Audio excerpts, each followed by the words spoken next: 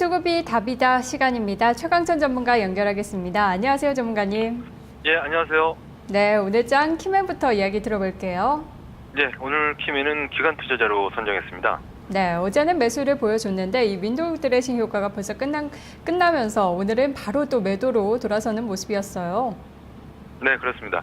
10월 말, 특히 10월 달에는 주가가 많이 하락을 좀 했기 때문에 어쩔 수 없이 윈도우 드레싱 효과가 좀 많이 좀 있을 수밖에 없었고요.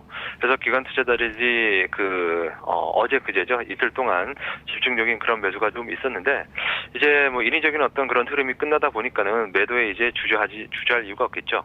그래서 오늘 3,500억이나 되는 어떤 대량의 매도가 출회가 됐다. 그렇게 일단 뭐 첫 번째로는 좀 보는 게 좋을 것 같습니다. 네, 그런데 또 특징을 살펴보자면 운수장비 쪽에 좀 집중적인 매도를 보였거든요.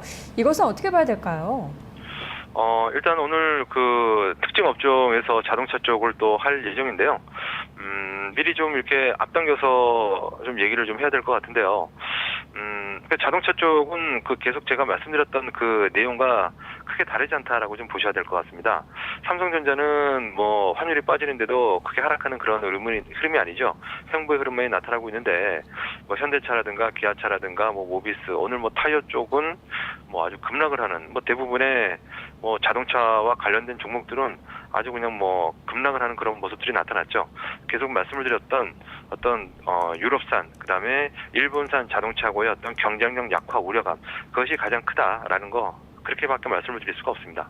네, 운수 장비를 3,700억 원 정도 매도했고 금융 쪽도 그 다음으로 많이 매도했는데요. 이 부분은 어떻게 보셨습니까?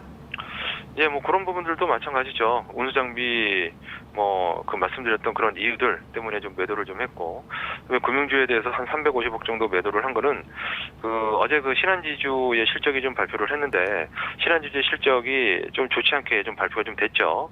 그래서 투신이 7만 7천 주, 그다음에 연기금이 10만 주에서 기관이 17만 2천 주에 신한지주에 대한 매도가 좀 컸다라고 좀 받을 것 같고요.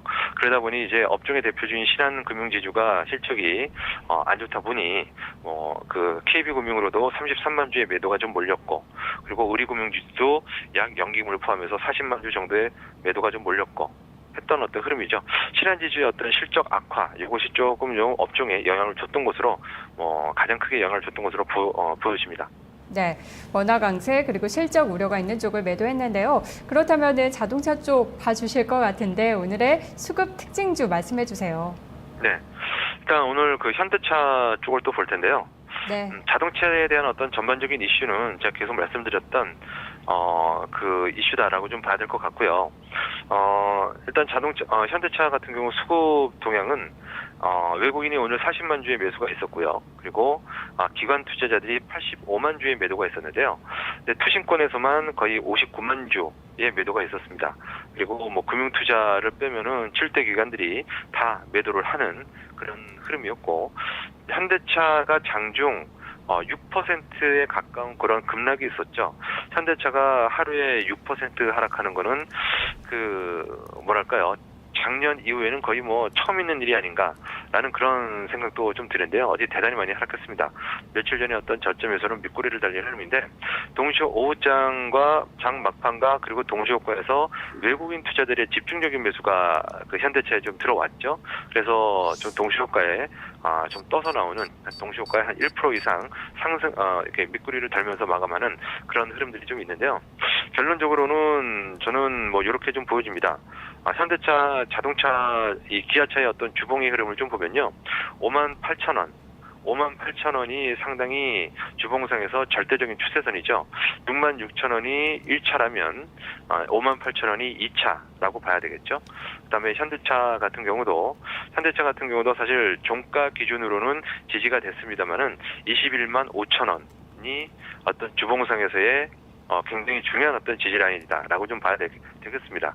해서 지금 현대차와 기아차가 주봉상에서 굉장히 중요한 지지 라인에 있다라는 것은 기회이기도 하지만은 위협적인 요인이기도 하겠죠. 리스크이기도 하겠죠. 그죠? 지지가 되면은 반등이 강할 수가 있는데 지지선이 깨지면 급락이 나올 수 있다라는 거. 네. 이런 것도 좀 염두에 두면서 봐야 되겠고요. 그것은 철저히 환율의 흐름을 좀 기인한다라는 것도 좀 봐야 될 텐데요. 오늘 환율이 1원 60전 정도 오랜만에 환율이 상승을 하면서 마감을 했습니다만은 제가 보기에는 환율은 1차 1,093원 정도가 저항선이고요. 그리고 2차는 1,097원, 98원 요 정도가 강한 저항이라고 좀 보여집니다. 해서 내일이면 이제 뭐 이렇게 이렇게 가볍지 않은 그런 저항선이 내일, 그리고 그 다음은 무거운 저항선이 또 기다리고 있기 때문에요. 환율의 흐름이 여기서 반등을 해준다라면 자동차 쪽의 흐름이라든가 IT, 정유화학, 뭐 건설이라든가 등등등의 경기 소비재, 뭐 산업재, 소재 이런 민감주들 쪽의 흐름들이 낙폭 과대에 따른 반등이 들어올 수가 있는데요. 그러나 반등이 약하고 재차 원화가 강세 흐름을 잡게 된다면 반등은 매우 미약하면서 전저점, 주봉상의 의미 있는 저점 라인이 이탈이 되는지 이런 것도 신경 써서 봐야 될 것 같습니다. 네, 알겠습니다. 전문가님 말씀 고맙습니다. 네, 고맙습니다. 네, 오늘 자동차 쪽 유심히 보셨을 것 같은데요. 위협이자 기회인 그 수준까지 내려와 있습니다. 환율 흐름과 함께 체크해 보셔야 될 것 같습니다. 넥스트 1부는 여기까지입니다. 잠시 후 2부로 돌아오겠습니다.